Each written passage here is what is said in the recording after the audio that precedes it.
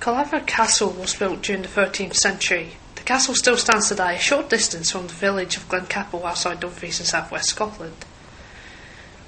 Caerlaverock is unique for being the only castle built in a triangular formation rather than the traditional square-sided castle.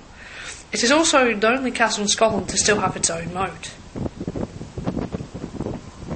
Valerie Bennett, a guide at the castle, showed us around this ancient and unique building.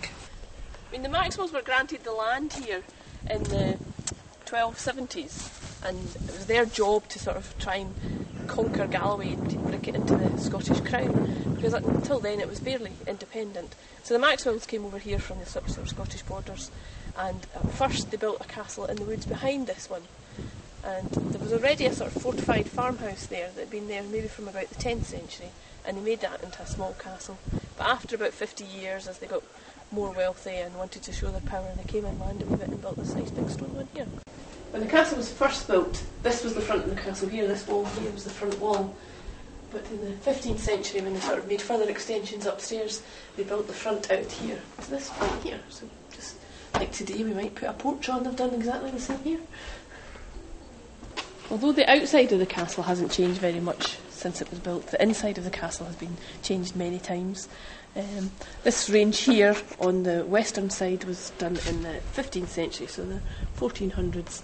So if you go into those rooms, you can actually see that they're quite small and enclosed, not much light into them. Scotland was actually going through quite a poor period at that time, so although they had money to sort of expand their castle, it wasn't very lavish. But then if you look over to the Nithsdale lodgings here, by the 17th century, so the 1630s, the first Earl of Nithsdale had lots of money to spend, and he spent it on this beautiful mansion house within the castle itself.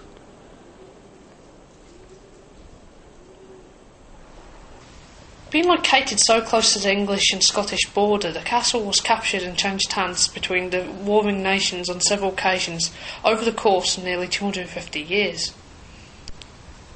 It would not be until the Union of the Crown in 1603 that the border castle was finally able to relinquish living in fear of attacks from the nations either side of it. These are mainly bedrooms, all the rooms we've got here. But there wasn't really very much privacy, so even though this was the grand part of the castle, one room sort of led on to the other. And that's one of the reasons a lot of beds had curtains around them, so it wasn't just for warmth. The original castle was built a short distance away from where the later one now stands.